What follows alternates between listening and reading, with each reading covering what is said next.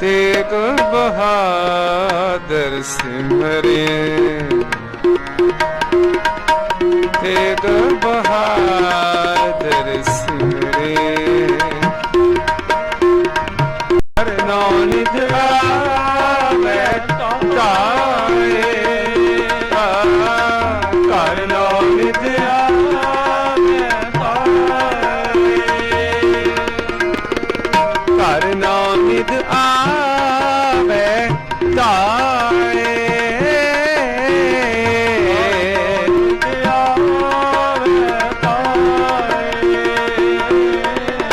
सब थाई होए सहाय, सब थाई होए सहाय, सब थाई होए सहाय, सब थाई होए सहाय। तेग बहादुर सिमरे, तेग बहादुर तेग बहादुर सिमरे।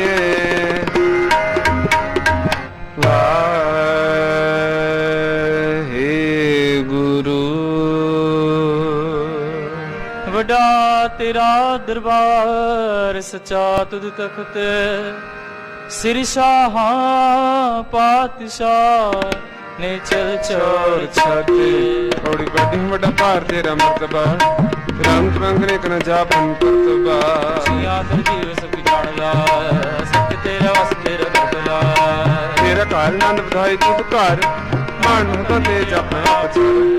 ਗਰਭ ਕਲਾ ਭਰਪੂਰ ਦੀ ਸਹਿਜਤ ਕਥਾ, ਨਾਨਕ ਦਾਸ ਹੁੰਦਾ ਤੁਦੇ ਆਗੇ। ਪੌੜੀ ਬੜੀ ਵਡਾ ਪਾਰ ਦੇ ਅੰਮ੍ਰਿਤ ਬਾ, ਰੰਗ ਬਰੰਗ ਕਨ ਜਾਪਨ ਕਰਤਬਾ। ਜੀਆਂ ਅੰਦਰ ਜੀਵ ਸਭ ਜਾਣ ਲਾ, ਸਭ ਕਿਛ ਤੇਰੇ ਵਸ ਤੇਰਾ ਘਰ ਭਲਾ। ਤੇਰੇ ਘਰ ਆਨੰਦ ਵਧਾਈ ਤੁਧ ਘਰ, ਮਾਣ ਮਹਤਾ ਤੇਜ ਆਪਣਾਇਆ ਬਜਰ। ਸਰਬ ਕਲਾ ਭਰਪੂਰ ਦੀ ਸਹਿਜਤ ਕਤਾ, ਨਾਨਕ ਦਾਸਨ ਦਾ ਤੁਧ ਆਗੇ ਬਿਨਵਤਾ। ਸ਼ਲੋਕ ਪਵਨ ਗੁਰੂ ਪਾਣੀ ਪਿਤਾ ਮਾਤਾ ਧਰਤ ਮਹਤ, ਦਿਵਸ ਰਾਤ ਦੋਇ ਦਾਈ ਦਾਇਆ ਖੇਲੇ ਸਗਲ ਜਗਤ। ਚੰਗਿਆਈਆਂ ਬੁਰਿਆਈਆਂ ਵਾਚੈ ਧਰਮ ਹਦੂਰ, ਕਰਮੀ ਆਪੋ ਆਪਣੀ ਕੇ ਨੇੜੇ ਕੇ ਦੂਰ। ਜਿਨੀ ਨਾਮ ਤੇ ਆਇਆ ਗਏ ਮਸ਼ਕਤ, ਨਾਨਕ ਤੇ ਮੁਖ ਉਜਲੇ ਕੀਤੀ ਛੁਟੀ। ਵਾਹਿਗੁਰੂ ਜੀ ਕਾ ਖਾਲਸਾ, ਵਾਹਿਗੁਰੂ ਜੀ ਕੀ ਫਤਿਹ।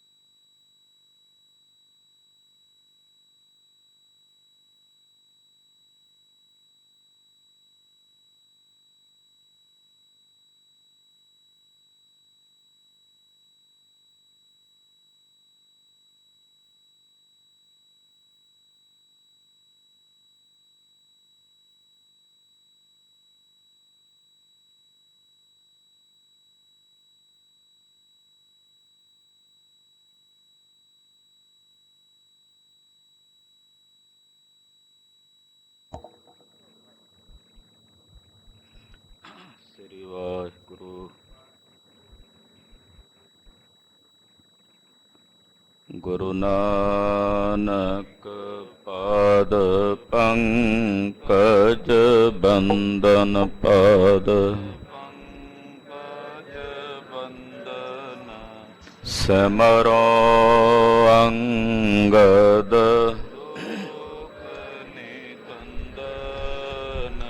ਗੁਰ ਅਮਰਦਾਸ ਹਿਰਦੈ ਨਿਤ ਧਿਆਵੋ ਹਿਰਦੈ ਸ਼੍ਰੀ ਗੁਰੂ ਰਾਮਦਾਸ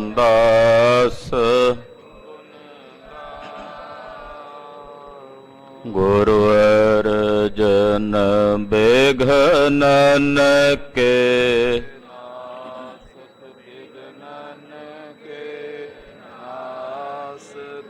ਹਰ ਗੋਬਿੰਦ ਸ਼ੁਭ ਮਤ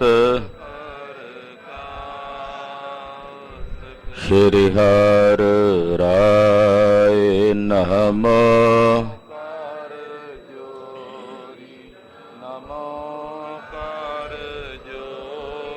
ਸ੍ਰੀ ਹਰਿ ਕ੍ਰਿਸ਼ਨ ਮਨਾਉ ਬਹੁ ਤੇਗ ਬਹਾਦਰ ਪਰਮ ਵਾਹਿਗੁਰੂ ਪਰਮ ਸ਼੍ਰੀ ਗੁਰੂ ਗੋਬਿੰਦ ਸਿੰਘ ਤਰੋ ਤਰਾ ਪਰ ਪੁੰਨ ਪੁੰਨ ਸੀਸਾ ਜੀ ਪੁੰਨ ਪੁੰਨ ਸੀਸਾ ਬੰਦਾ ਬਾਰ ਬਾਰ ਜਗਦੀਸਾ ਏਕੰਕਾਰ ਸਤਿਗੁਰੂ ਤੇ ਪ੍ਰਸਾਦ ਸਚ ਹੋਏ। ਵਾਹਿਗੁਰੂ ਜੀ ਕੀ ਫਤਿਹ ਹੈ। ਬਿਘਨ ਬਿਨਾਸਨ ਸੋਏ ਜਿਸ ਮਹਿ ਅਮਰਤ ਗਿਆਨ ਹੈ ਮਾਨਕ ਭਗਤ ਵੈਰਾਗ। ਗੁਰੂ ਗ੍ਰੰਥ ਸਾਹਿਬ ਉਦਦ ਬੰਦੋ ਕਰ ਅਨੁਰਾਗ। ਗੁਰੂ ਗ੍ਰੰਥ ਸਾਹਿਬ ਉਦਦ ਬੰਦੋ ਕਰ ਅਨੁਰਾਗ। ਸਤਨਾਮ ਸ੍ਰੀ ਵਾਹਿਗੁਰੂ ਸਾਹਿਬ ਜੀਓ। ਸ੍ਰੀ ਮੁਖਵਾਕ ਮਹੱਲਾ ਦੂਜਾ। ਜਿਸ ਪਿਆਰੇ ਸਿਉਨਿਓ ਤਿਸ ਆਗੇ ਮਰ ਚੱਲੀਐ। ਤ੍ਰਿਗ ਜੀਵਨ ਸੰਸਾਰ ਤਾਂ ਕੈ ਪਾਛੈ ਜੀਵਣਾ। ਵਾਹਿਗੁਰੂ ਜੀ ਕਾ ਖਾਲਸਾ ਵਾਹਿਗੁਰੂ ਜੀ ਕੀ ਫਤਿਹ। ਧੰਨ ਧੰਨ ਗੁਰਦੇਵ ਜਿਸ ਸੰਗ ਹਰ ਜਪੇ। ਗੁਰ ਕਿਰਪਾਲ ਜਪੈ ਤਾਂ ਅਵਗੁਣ ਸਭ ਛਪੇ। ਐਸੇ ਕਰਨ ਕਾਰਣ ਦੀਨ ਦਿਆਲ ਭਗਤ ਵਛਲ ਅਨਾਥ ਨਾਥ ਜਗਤ ਗੁਰੂ। ਮਿਹਰਬਾਨ ਜਗਤ ਸਾਈਂ ਸ੍ਰੀ ਗੁਰੂ ਗ੍ਰੰਥ ਸਾਹਿਬ ਜੀ ਮਹਾਰਾਜ ਜੀ ਦੀ ਪਾਕ ਪਵਿੱਤਰ ਹਜ਼ੂਰੀ 'ਚ ਸਾਹਿਬ ਨੌਵੇਂ ਗੁਰਦੇਵ ਵੈਰਾਗ ਤਿਆਗ ਅਨੁਰਾਗ ਦੀ ਮੂਰਤ। ਧੰਨ ਧੰਨ ਸ੍ਰੀ ਗੁਰੂ ਤੇਗ ਬਹਾਦਰ ਸਾਹਿਬ ਜੀ ਮਹਾਰਾਜ ਗਰੀਬ ਨਵਾਜ ਪਾਤਸ਼ਾਹ ਦੇ ਪਵਿੱਤਰ ਪਾਵਨ ਚਰਨ ਛੋਹ ਪ੍ਰਾਪਤ ਇਤਿਹਾਸਕ ਸਥਾਨ ਤੇ ਸੰਧਿਆ ਵੇਲੇ ਦੇ ਸਜੇ ਹੋਏ ਦੀਵਾਨਾਂ 'ਚ ਇਕੱਤਰ ਹੋਈ ਹਾਜ਼ਰੀਆਂ ਭਰ ਰਹੀ ਗੁਰੂ ਕੀ ਸਾਜੀ ਔਰ ਨਵਾਜੀ ਹੋਈ ਗੁਰੂ ਕਾ ਖਾਸ ਰੂਪ ਗੁਰੂ ਖਾਲਸਾ ਸਾਧ ਸੰਗਤ ਵੱਡੇ ਭਾਗ ਹਨ। ਨਿਤਾ ਪ੍ਰਤੀ ਗੁਰੂ ਚਰਨਾਂ 'ਚ ਜੁੜ ਕੇ ਸਤਿਗੁਰੂ ਜੀ ਦੀ ਕਲਿਆਣਕਾਰੀ ਕਥਾ। ਧੰਨ ਗੁਰੂ ਅੰਗਦ ਦੇਵ ਸਾਹਿਬ ਜੀ ਮਹਾਰਾਜ ਜੀ ਦੇ ਇਤਿਹਾਸ ਦੀ ਕਥਾ। ਬਹੁਤ ਹੀ ਅਦਬ ਭਾਵਨਾ ਸਤਿਕਾਰ ਸਹਿਤ ਸਰਵਣ ਕਰ ਰਹੇ ਹੋ। ਸਤਿਗੁਰੂ ਗੁਰੂ ਨਾਨਕ ਪਾਤਸ਼ਾਹ ਦੇ ਜੋਤੀ ਜੋਤ ਸਮਾਵਣ ਤੋਂ ਬਾਅਦ ਸ੍ਰੀ ਗੁਰੂ ਅੰਗਦ ਦੇਵ ਸਾਹਿਬ ਜੀ ਮਹਾਰਾਜ ਆਪਣੇ ਸਾਹਿਬ ਦੇ ਬਿਰਹਾ ਵਿੱਚ ਖਡੂਰ ਸਾਹਿਬ ਦੀ ਧਰਤੀ ਤੇ ਮਾਈ ਭਰਾਈ ਦੇ ਘਰ ਇੱਕ ਕੋਠੇ ਵਿੱਚ ਆ ਕੇ ਗੁਪਤ ਹੋਏ ਹਨ। ਮਾਈ ਭਰਾਈ ਨੂੰ ਕਿਹਾ ਬਾਹਰੋਂ ਦਰਵਾਜ਼ਾ ਚਿਣ ਦੇ, ਸਾਡਾ ਚਿੱਤ ਨਹੀਂ ਕਰਦਾ ਕਿਸੇ ਨੂੰ ਵੇਖਣ ਨੂੰ, ਮਿਲਣ ਨੂੰ, ਨਾ ਕਿਸੇ ਨਾਲ ਗੱਲ ਕਰਨ ਨੂੰ। ਗੁਰੂ ਸਾਹਿਬ ਜੀ ਦੇ ਹੁਕਮ ਦੀ ਪਾਲਣਾ ਕਰਕੇ ਮਾਈ ਭਰਾਈ ਨੇ ਦਰਵਾਜ਼ਾ ਬਾਹਰੋਂ ਚਿਣ ਦਿੱਤਾ। 6 ਮਹੀਨਿਆਂ ਦਾ ਅਰਸਾ ਸਮਾਂ ਬੀਤ ਗਿਆ। ਸਤਿਗੁਰਾਂ ਦੇ ਦਰਸ਼ਨਾਂ ਤੋਂ ਬਿਨਾਂ ਸੰਗਤ ਬੇਬਲ ਹੈ। ਬ੍ਰਹਮ ਗਿਆਨੀ ਬਾਬਾ ਬੁੱਢਾ ਸਾਹਿਬ ਜੀ ਨਾਲ ਜਾ ਕੇ ਵਿਚਾਰ ਕੀਤੀ। ਬਾਬਾ ਜੀ ਸਮੁੱਚੀ ਸੰਗਤ ਨੂੰ ਨਾਲ ਲੈ ਕੇ ਖਡੂਰ ਸਾਹਿਬ ਆਏ ਹਨ। ਮਾਈ ਭਰਾਈ ਦੇ ਘਰ ਆ ਕੇ ਮਾਈ ਨੂੰ ਪੁੱਛਿਆ, ਪਰ ਮਾਈ ਨੇ ਸਤਿਗੁਰਾਂ ਦੀ ਆਗਿਆ ਅਨੁਸਾਰ ਜਵਾਬ ਨਹੀਂ ਦਿੱਤਾ, ਕਿਉਂਕਿ ਗੁਰਦੇਵ ਦਾ ਹੁਕਮ ਸੀ ਵੀ ਸਾਡੇ ਬਾਰੇ ਕਿਸੇ ਨੂੰ ਦੱਸੀ ਨਾ। ਪਰ ਸਿੱਖਾਂ ਨੇ ਪਹਿਚਾਣ ਲਿਆ ਵੀ ਸਤਿਗੁਰੂ ਜੀ ਇੱਥੇ ਹੀ ਹਨ। ਕੋਠੇ ਦਾ ਦਰਵਾਜ਼ਾ ਬਾਬਾ ਬੁੱਢਾ ਸਾਹਿਬ ਜੀ ਨੇ ਖੋਲ੍ਹਿਆ ਤੇ ਸਤਿਗੁਰਾਂ ਦੇ ਦਰਸ਼ਨ ਕੀਤੇ ਨੇ। ਬੇਨਤੀ ਕੀਤੀ ਹੈ, ਮਹਾਰਾਜ ਸੰਗਤ ਨੂੰ ਦਰਸ਼ਨ ਦੇ ਕੇ ਕਿਰਤਾਰਥ ਕਰੋ। ਧੰਨ ਗੁਰੂ ਨਾਨਕ ਸਾਹਿਬ ਜੀ ਨੇ ਸਾਰੀ ਸੰਗਤ ਨੂੰ ਤੁਹਾਡਾ ਪੱਲਾ ਫੜਾਇਆ। ਮਹਾਰਾਜ ਇਹਨਾਂ ਨੂੰ ਤੁਹਾਡਾ ਆਸਰਾ ਹੈ। ਗੁਰਦੇਵ ਜੀ ਬਾਹਰ ਆਏ ਨੇ, ਸੰਗਤ ਨੂੰ ਦਰਸ਼ਨ ਦਿੱਤੇ ਹਨ। 6 ਮਹੀਨਿਆਂ ਤੋਂ ਪਾਤਸ਼ਾਹ ਸਮਾਧੀ ਸਥਿਤ ਨੇ। ਜਲ ਪਾਣੀ ਭੋਜਨ ਗ੍ਰਹਿਣ ਨਾ ਕਰਨੇ ਕਰਕੇ ਚਿਹਰਾ ਪੀਲਾ ਹੈ, ਪਰ ਹਿਰਦੇ ਵਿੱਚ ਆਪਣੇ ਸਾਹਿਬ ਦੇ ਪ੍ਰੇਮ ਦੇ ਵਿੱਚ, ਬਿਰਹਾ ਦੀ ਵਿਛੋੜੇ ਦੀ ਤੜਫ ਦੇ ਵਿੱਚ ਮਹਾਰਾਜ ਸੱਚੇ ਪਾਤਸ਼ਾਹ ਨੇ ਪਾਵਨ ਸ਼ਲੋਕ ਆਪਣੇ ਮੁਖਾਰ ਬਿੰਦ ਚੋਂ ਉਚਾਰਨ ਕੀਤਾ ਹੈ। ਜਿਸ ਪਿਆਰੇ ਸਿਉ ਨੇਹੋ ਤਿਸ ਆਗੈ ਮਰ ਚੱਲੀਐ, ਤ੍ਰਿਗ ਜੀਵਨ ਸੰਸਾਰ ਤਾਕੈ ਪਾਛੈ ਜੀਵਣਾ। ਇਸ ਪਾਵਨ ਸ਼ਲੋਕ ਦੀ ਵਿਚਾਰ ਕੱਲ ਆਪਾਂ ਸਰਵਣ ਕੀਤੀ ਹੈ ਕਿ ਜਿਸ ਪਿਆਰੇ ਨਾਲ ਨੇਹ ਹੋਵੇ ਉਹਦੇ ਤੋਂ ਪਹਿਲਾਂ ਮਰ ਜਾਣਾ ਚਾਹੀਏ। ਉਹਦੇ ਵਿਛੋੜੇ ਵਿੱਚ, ਉਹਦੇ ਤੋਂ ਬਾਅਦ ਵਿੱਚ ਜੀਵਣਾ, ਸੰਸਾਰ ਵਿੱਚ ਤਰਕਾਰ ਹੈ। ਧੰਨ ਗੁਰੂ ਅੰਗਦ ਦੇਵ ਸਾਹਿਬ ਜਿਵੇਂ ਕਿਰਪਾ ਕਰ ਰਹੇ ਹਨ, ਆਓ ਮਹਾਰਾਜ ਗਰੀਬ ਨਵਾਜ ਪਾਤਸ਼ਾਹ ਜੀ ਦੀ ਪਾਵਨ ਅੰਮ੍ਰਿਤਮਈ ਕਥਾ ਸਰਵਣ ਕਰੀਏ।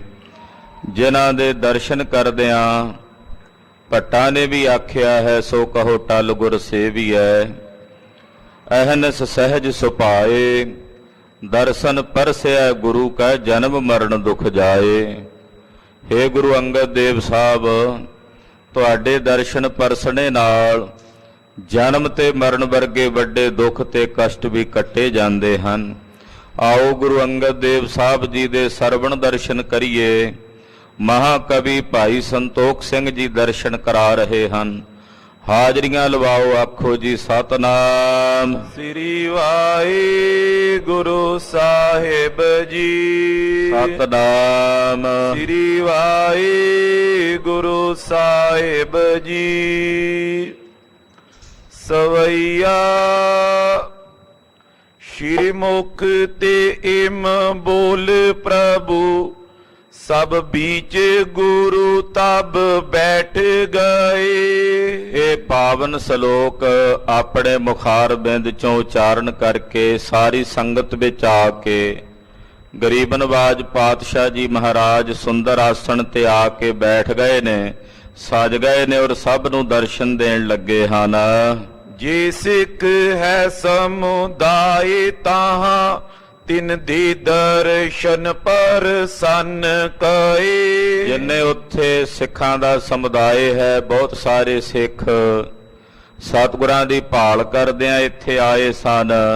ਸਭ ਨੂੰ ਮਹਾਰਾਜ ਗੁਰੂ ਅੰਗਦ ਦੇਵ ਸਾਹਿਬ ਜੀ ਨੇ ਆਪਣੇ ਦਰਸ਼ਨ ਦੇ ਕੇ ਪ੍ਰਸੰਨਤਾ ਖੇੜਾ ਤੇ ਆਨੰਦ ਬਖਸ਼ਿਸ਼ ਕੀਤਾ ਹੈ। ਧੀਰਜ ਦੀਨ ਭਜੋ ਸਤ ਨਾਮ। ਸਤਿਗੁਰੂ ਜੀ ਨੇ ਸਭ ਨੂੰ ਧੀਰਜ ਦਿੱਤਾ ਹੈ ਸਿੱਖਾਂ ਨੂੰ। ਔਰ ਆਖਿਆ ਭਾਈ ਅਕਾਲ ਪੁਰਖ ਵਾਹਿਗੁਰੂ ਪਰਮੇਸ਼ਰ ਦੇ ਸੱਚੇ ਨਾਮ ਦਾ ਭਜਨ ਕਰਿਆ ਕਰੋ, ਨਾਮ ਦਾ ਜਪ ਕਰਿਆ ਕਰੋ, ਨਾਮ ਦਾ ਭਜਨ ਕਰਿਆ ਕਰੋ। ਰਹਿ ਤਿਸ ਤਾਮ ਆਹਾਰ ਖਾਏ। ਸਤਿਗੁਰੂ ਸੱਚੇ ਪਾਤਸ਼ਾਹ ਜੀ ਮਹਾਰਾਜ ਅੱਜ 6 ਮਹੀਨਿਆਂ ਬਾਅਦ ਗੁਰਦੇਵ ਨੇ ਭੋਜਨ ਗ੍ਰਹਿਣ ਕੀਤਾ ਹੈ। ਮਾਈ ਭਰਾਈ ਜੀ ਨੇ ਭੋਜਨ ਤਿਆਰ ਕੀਤਾ, ਗੁਰੂ ਕੀਆਂ ਸੰਗਤਾਂ ਨੇ ਵੀ ਭੋਜਨ ਛਕਿਆ ਹੈ। ਸਤਿਗੁਰੂ ਗੁਰੂ ਅੰਗਦ ਦੇਵ ਸਾਹਿਬ ਜੀ ਮਹਾਰਾਜ ਜੀ ਨੇ ਵੀ ਭੋਜਨ ਗ੍ਰਹਿਣ ਕੀਤਾ ਹੈ। ਦਾਸ ਲਗੇ ਪਗ ਸੇਵਨ ਕੋ।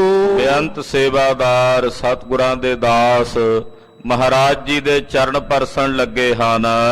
ਅਹੰਮੇਵ ਬੇਨਾਸ ਗੁਰਦੇਵ ਥੀਏ। ਅਹੰਮੇਵ ਭਾਵ ਤੋਂ ਬਿਨਾ ਸਤਿਗੁਰੂ ਗੁਰਦੇਵ ਬਣ ਕੇ ਸਾਰੀ ਸੰਗਤ ਨੂੰ ਦਰਸ਼ਨ ਦੇ ਰਹੇ ਨੇ।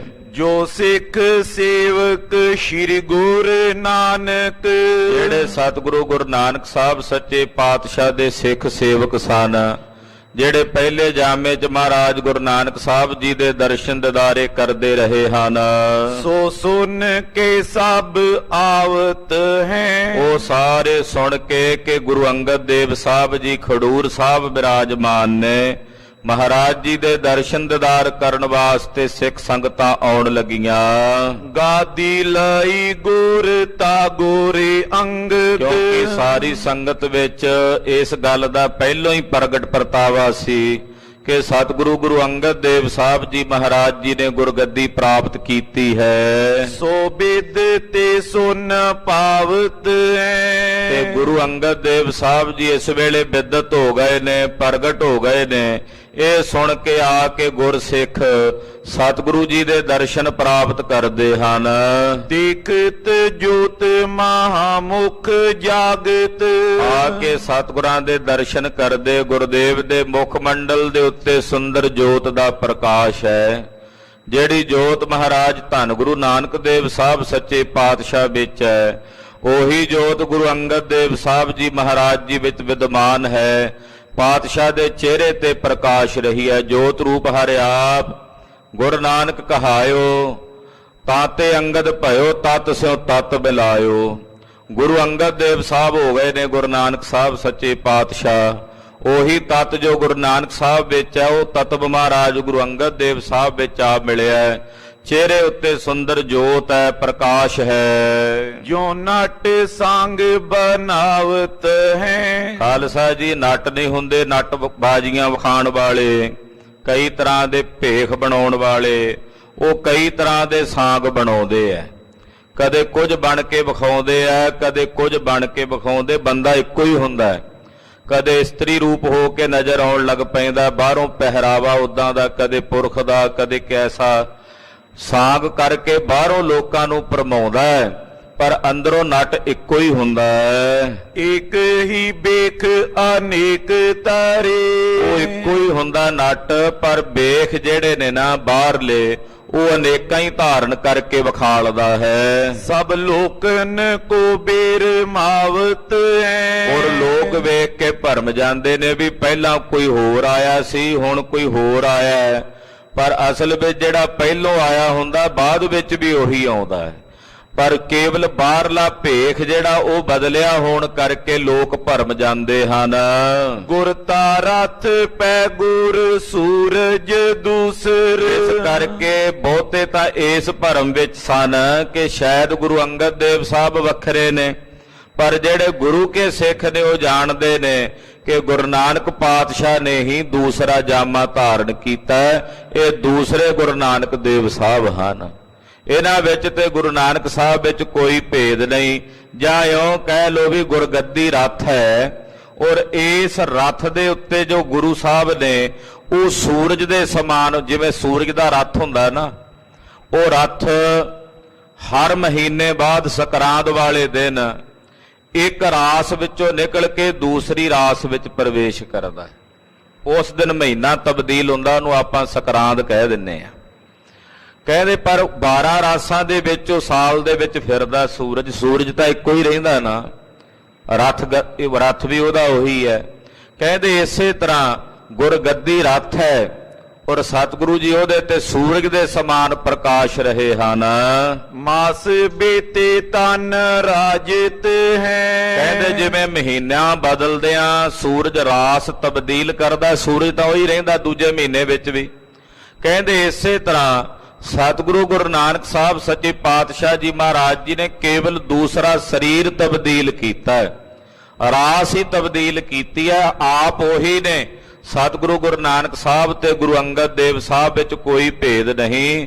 ਵਿੱਚ ਕਰਤਾਰਪੁਰੇ ਜਗਰਾਈ, ਗੁਰ ਅੰਗਦ ਕੋ ਦੀਨ ਬੜਾਈ, ਆਪਨ ਕੀਨ ਸਚਖੰਡ ਪਿਆਨਾ, ਜੋਤ ਰੂਪ ਬਿਬ ਤਨ ਪਲਟਾਨਾ, ਜੋ ਇੱਕ ਅਦਪਤ ਪੋਸ਼ਿਸ਼ ਤਜ ਕੈ, ਬੈਠੈ ਸਭਾ ਦੁਤੀ ਤਨ ਸਜ ਕੈ। ਮਾਂ ਕਵੀ ਜੀ ਲਿਖਦੇ ਹੈ ਕਿ ਕਰਤਾਰਪੁਰ ਸਾਹਿਬ ਗੁਰੂ ਅੰਗਦ ਸਾਹਿਬ ਨੂੰ ਵਡਿਆਈ ਦਿੱਤੀ, ਆਪ ਗੁਰੂ ਨਾਨਕ ਸਾਹਿਬ ਸੱਚਖੰਡ ਚਲੇ ਗਏ। ਕਹਿੰਦੇ ਜੋਤ ਉਹੀ ਹੈ, ਕੇਵਲ ਬਿਬ ਤਨ ਪਲਟਾਨਾ, ਕੇਵਲ ਦੂਸਰਾ ਸਰੀਰ ਤਬਦੀਲ ਕੀਤਾ ਹੈ। ਔਰ ਕਹਿੰਦੇ ਜਿਵੇਂ ਕੋਈ ਚੱਕਰਵਰਤੀ ਰਾਜਾ ਬਾਦਸ਼ਾਹ ਆਪਣੇ ਸਰੀਰ ਦੀ ਪੋਸ਼ਾਕ ਤਬਦੀਲ ਕਰਕੇ ਅਗਲੇ ਦਿਨ ਦੂਸਰੀ ਪੋਸ਼ਾਕ ਪਹਿਨ ਕੇ ਸਭਾ ਵਿੱਚ ਬੈਠਦਾ ਤੇ ਰਾਜਾ ਨਹੀਂ ਬਦਲਦਾ, ਕੇਵਲ ਬਾਹਰਲੀ ਪੋਸ਼ਾਕ ਬਦਲਦੀ ਹੈ।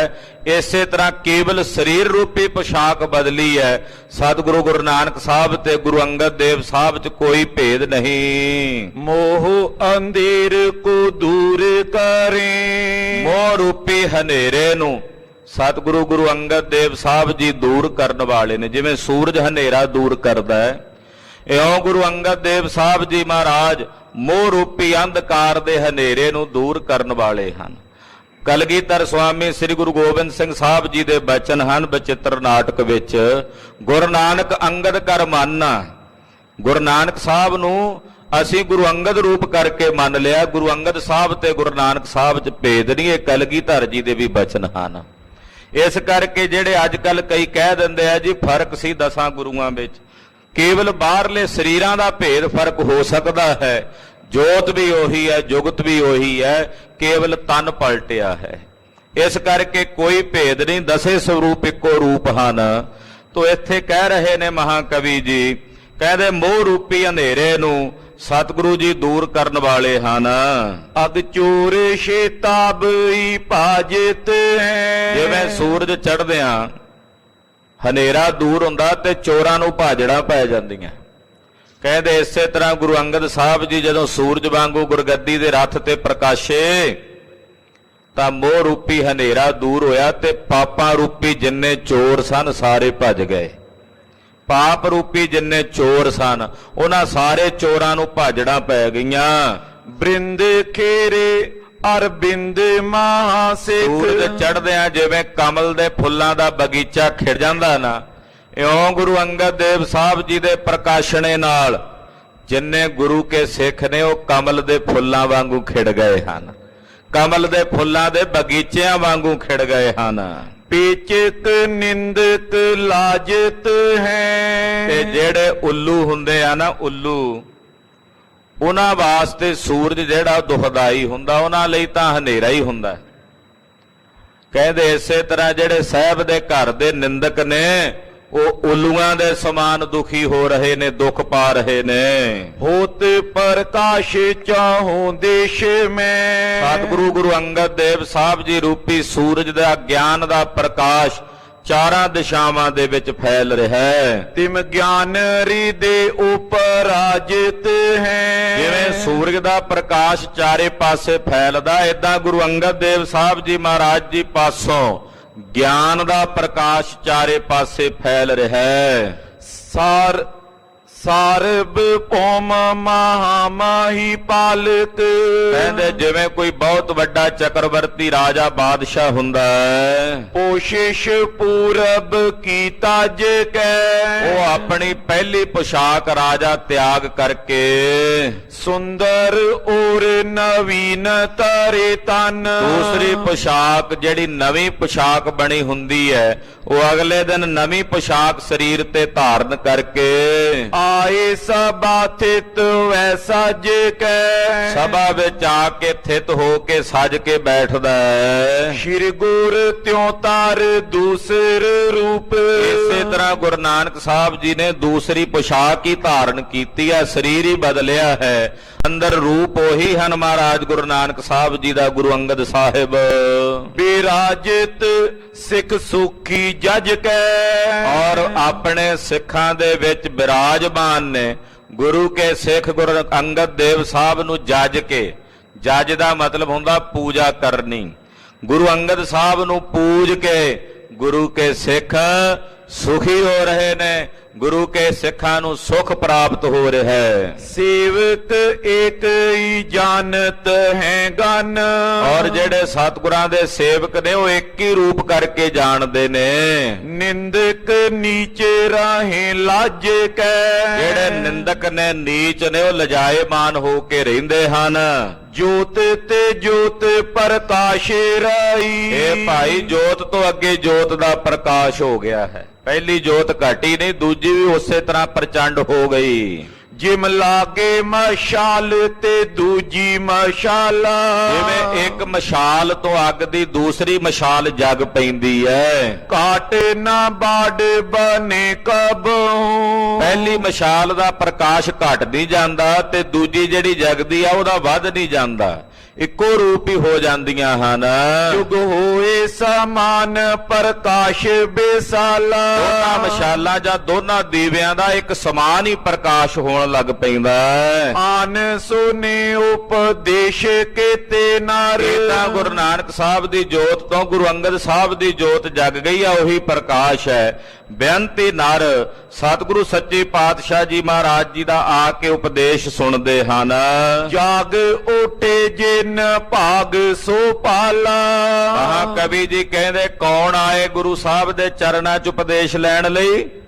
ਜਿਨ੍ਹਾਂ ਦੇ ਪੂਰਬਲੇ ਜਨਮਾਂ ਦੇ ਚੰਗੇ ਭਾਗ ਜਾਗ ਪਏ, ਜਿਨ੍ਹਾਂ ਦੇ ਕਰਮ ਜਾਗ ਪਏ, ਜਿਨ੍ਹਾਂ ਦੇ ਭਾਗ ਸਵੱਲੇ ਹੋ ਗਏ, ਉਹਨਾਂ ਨੇ ਆ ਕੇ ਗੁਰੂ ਅੰਗਦ ਦੇਵ ਸਾਹਿਬ ਦੇ ਚਰਨ ਪਰਸੇ ਔਰ ਮਹਾਰਾਜ ਜੀ ਦਾ ਉਪਦੇਸ਼ ਸਰਵਣ ਕੀਤਾ। ਸ਼੍ਰੀ ਗੁਰੂ ਨਾਨਕ ਕੋ ਨਿਤਈ ਚਿਤਵੰਤ ਰਾਏ ਬਾਡ ਰੂਪ ਕਿਰਪਾਲਾ ਧੰਨ ਗੁਰੂ ਨਾਨਕ ਸਾਹਿਬ ਜੀ ਦਾ ਸੋਹਣਾ ਰੂਪ ਗੁਰੂ ਅੰਗਦ ਦੇਵ ਸਾਹਿਬ ਜੀ ਆਪਣੇ ਹਿਰਦੇ 'ਚ ਨਿਤ ਚਿਤਵਦੇ ਨੇ। ਆਪਣੇ ਸਾਹਿਬ ਦੀ ਮੂਰਤ ਨੂੰ ਆਪਣੇ ਹਿਰਦੇ 'ਚ ਨਿਤ ਵਸਾਉਂਦੇ ਨੇ। ਗੁਰ ਕੀ ਮੂਰਤ ਮਨ ਮਹਿ ਧਿਆਨ, ਸਤਿਗੁਰਾਂ ਦੇ ਸੋਹਣੇ ਸਰੂਪ ਨੂੰ ਨਿਤ ਗੁਰੂ ਅੰਗਦ ਦੇਵ ਸਾਹਿਬ ਜੀ ਆਪਣੇ ਚਿੱਤ 'ਚ ਚਿਤਵਦੇ ਰਹਿੰਦੇ ਹਨ। ਚੋਪਈ ਬੁੱਢੇ ਸੋ ਗੋਸ਼ਟ ਨਿਤ ਠਾਨੇ ਬ੍ਰਹਮ ਗਿਆਨੀ ਬਾਬਾ ਬੁੱਢਾ ਸਾਹਿਬ ਜੀ ਜਦੋਂ ਕੋਲ ਆ ਕੇ ਬਹਿ ਜਾਂਦੇ ਆ ਨਾ ਤੇ ਗੁਰੂ ਅੰਗਦ ਸਾਹਿਬ ਉਹਨਾਂ ਨਾਲ ਵਿਚਾਰ ਕਰਦੇ, ਬਾਬਾ ਬੁੱਢਾ ਸਾਹਿਬ ਜੀ ਨਾਲ ਵਿਚਾਰ ਗੋਸ਼ਟੀ ਕਰਦੇ ਹਨ। ਸ੍ਰੀ ਸਤਿਗੁਰ ਕੇ ਚਲਤ ਮਹਾਨੇ ਸਤਿਗੁਰੂ ਜੀ ਦੇ ਸੁੰਦਰ ਚਲਤ, ਮਹਾਰਾਜ ਗੁਰੂ ਨਾਨਕ ਸਾਹਿਬ ਜੀ ਦੇ ਚੋਜ, ਸਤਿਗੁਰੂ ਗੁਰੂ ਨਾਨਕ ਸਾਹਿਬ ਜੀ ਦੀ ਲੀਲਾ ਉਹ ਬਾਬਾ ਬੁੱਢਾ ਸਾਹਿਬ ਜੀ ਪਾਸੋਂ ਸਰਵਣ ਕਰਦੇ ਹਨ। ਜਨਮ ਆਦ ਅਬ ਲਗ ਸੋ ਜੋ ਜਾਣੇ ਤੇ ਕਈ ਵੇਰੀ ਕਹਿੰਦੇ ਬਾਬਾ ਬੁੱਢਾ ਸਾਹਿਬ ਜੀ ਨੂੰ ਗੁਰੂ ਅੰਗਦ ਸਾਹਿਬ ਕਿ ਬਾਬਾ ਜੀ ਗੁਰੂ ਨਾਨਕ ਪਾਤਸ਼ਾਹ ਜੀ ਦੇ ਪ੍ਰਕਾਸ਼ ਦੀ ਕਥਾ ਕਿ ਜਿਵੇਂ ਉਹਨਾਂ ਨੇ ਅਵਤਾਰ ਧਾਰਿਆ ਜਾਂ ਜਿਵੇਂ ਜਿਵੇਂ ਵਿਚਰੇ, ਉਹ ਸਾਰੀ ਕਥਾ ਜੇ ਕੋਈ ਜਾਣਦਾ ਹੋਵੇ ਤੇ ਸਾਨੂੰ ਸਰਵਣ ਕਰਾਵੇ। ਧੰਨ ਗੁਰੂ ਅੰਗਦ ਦੇਵ ਸਾਹਿਬ ਤਾਂ ਜਾਣਦੇ ਹੀ ਨੇ, ਪਰ ਪਾਤਸ਼ਾਹ ਨੇ ਸਾਡੇ ਵਰਗੇ ਜੀਵਾਂ ਦਾ ਭਲਾ ਕਰਨਾ ਸੀ, ਇਤਿਹਾਸ ਸਾਂਭਣਾ ਸੀ, ਸਤਿਗੁਰਾਂ ਦਾ ਸਾਖੀ ਸਾਂਭਣੀ ਸੀ, ਮਹਾਰਾਜ ਜੀ ਦੇ ਜਨਮ ਸਾਖੀ। ਤੋ ਬਾਬਾ ਬੁੱਢਾ ਸਾਹਿਬ ਜੀ ਨਾਲ ਗੱਲ ਕਰਦੇ, ਬਾਬਾ ਜੀ ਕੋਈ ਐਸਾ ਗੁਰਸਿੱਖ ਹੋਵੇ ਜਿਹੜਾ ਗੁਰੂ ਨਾਨਕ ਸਾਹਿਬ ਦੇ ਪ੍ਰਕਾਸ਼ ਦੀ ਸਾਰੀ ਕਥਾ ਸੁਣਾਵੇ। ਸੋ ਸਭ ਰੀਤੀ ਭਲੇ ਬਖਾਨੇ ਉਹ ਭਲੀ ਰੀਤ ਨਾਲ ਸਾਨੂੰ ਸਤਿਗੁਰਾਂ ਦੀ ਸਾਰੀ ਕਥਾ ਸਰਵਣ ਕਰਾਵੇ। ਤਬ ਬੁੱਢਾ ਬੋਲਿਓ ਸੁਖ ਪਾਏ। ਗੁਰੂ ਅੰਗਦ ਸਾਹਿਬ ਦੇ ਬਚਨ ਸੁਣ ਕੇ ਬ੍ਰਹਮ ਗਿਆਨੀ ਬਾਬਾ ਬੁੱਢਾ ਸਾਹਿਬ ਜੀ ਬੋਲੇ, ਐਸੋ ਏਕ ਪੁਰਖ ਲਖ ਜਾਏ। ਕਹਿਣ ਲੱਗੇ ਮਹਾਰਾਜ ਜੀ ਐਸਾ ਤਾਂ ਇੱਕੋ ਹੀ ਪੁਰਖ ਜਾਣਿਆ ਜਾਂਦਾ ਹੈ। ਬਾਲਾ ਜਾਟ ਵਸੇ ਤਲਵੰਡੀ। ਉਹ ਭਾਈ ਬਾਲਾ ਸੰਧੂ ਹੈ ਜਿਹੜਾ ਤਲਵੰਡੀ ਵਿੱਚ ਵਸਦਾ ਮਹਾਰਾਜ ਗੁਰੂ ਨਾਨਕ ਸਾਹਿਬ ਦੇ ਪ੍ਰਕਾਸ਼ ਸਥਾਨ ਨਗਰ ਵਿੱਚ। ਤਿੰਨ ਬਿਲਾਸ ਦੇਖਿਓ ਨਵਖੰਡੀ। ਭਾਈ ਬਾਲਾ ਜੀ ਐਸੇ ਮਹਾਂਪੁਰਸ਼ ਨੇ ਜਿਨ੍ਹਾਂ ਨੇ ਸਤਿਗੁਰਾਂ ਨਾਲ ਸਾਰਾ ਜੀਵਨ ਬਸਰ ਕੀਤਾ, ਕਰਤਾਰਪੁਰ ਸਾਹਿਬ ਤੱਕ ਉਹ ਨਾਲ ਰਹੇ ਨੇ। ਉਹਨਾਂ ਸਤਿਗੁਰੂ ਸੱਚੇ ਪਾਤਸ਼ਾਹ ਜੀ ਦੇ ਸਾਰੇ ਚੋਜ ਮਹਾਰਾਜ ਜੀ ਦੀ ਸਾਰੀ ਲੀਲਾ ਨਾਲ ਵਰਤ ਕੇ ਵਿਚਰ ਕੇ ਵੇਖੀ ਹੈ। ਰਿਓ ਸੰਗ ਸਤਿਗੁਰ ਕੇ ਸਦਾ। ਉਹ ਸਦਾ ਹੀ ਗੁਰੂ ਸਾਹਿਬ ਜੀ ਦੇ ਨਾਲ ਵਿਚਰੇ ਹਨ। ਸੋ ਤੁਮ ਦਰਸ ਆਏ ਹੈ ਜਦਾ।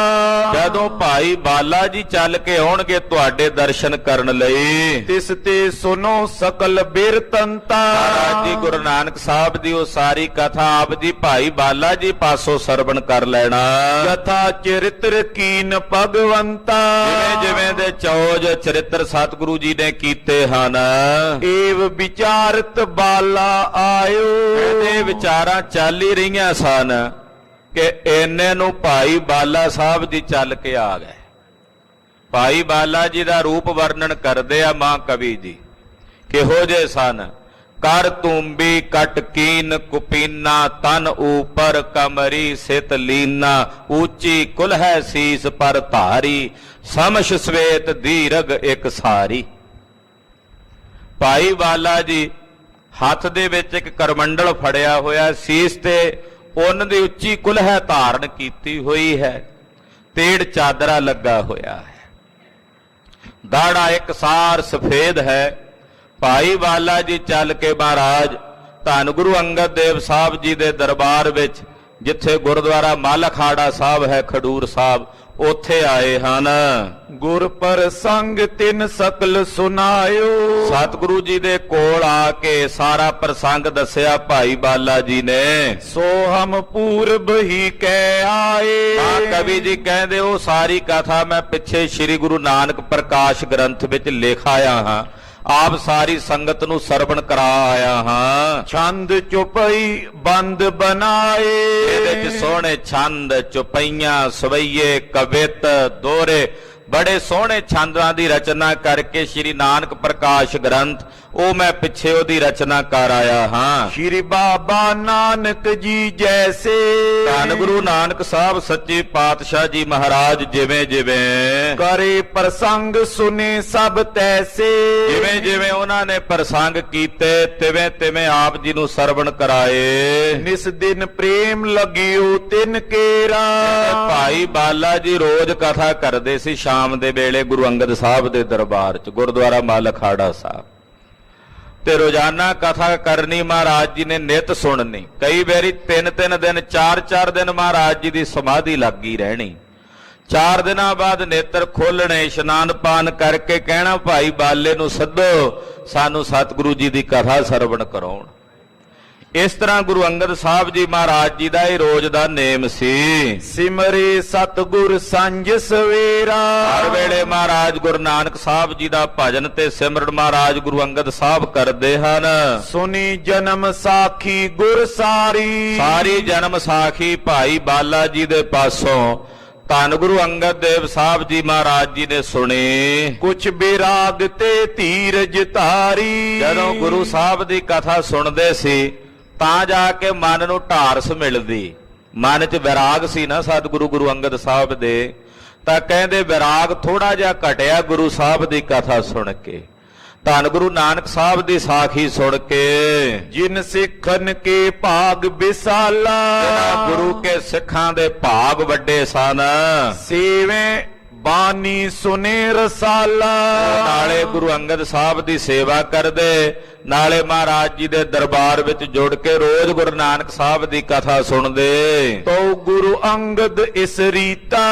ਇਸ ਪ੍ਰਕਾਰ ਨਾਲ ਧੰਨ ਗੁਰੂ ਅੰਗਦ ਦੇਵ ਸਾਹਿਬ ਜੀ ਬੋਲੇ ਅਲਪ ਨਾ ਠਾਨੇ ਪ੍ਰੀਤਾ। ਪਾਤਸ਼ਾਹ ਥੋੜਾ ਬੋਲਦੇ ਨੇ, ਬਹੁਤਿਆਂ ਨਾਲ ਮਹਾਰਾਜ ਜੀ ਆਪਣਾ ਬਹੁਤਾ ਸਨੇਹ ਨਹੀਂ ਕਰਦੇ।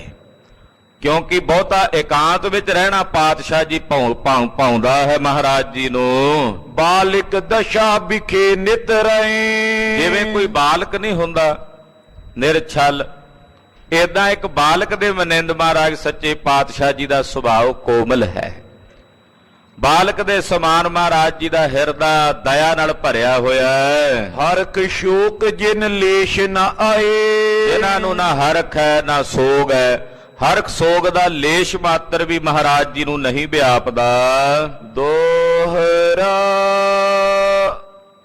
ਨਿਤਾ ਪ੍ਰਤ ਸ਼੍ਰੀ ਸਤਿਗੁਰੂ ਏ ਬਿਦ ਕਰਤੇ ਉਚਾਰ।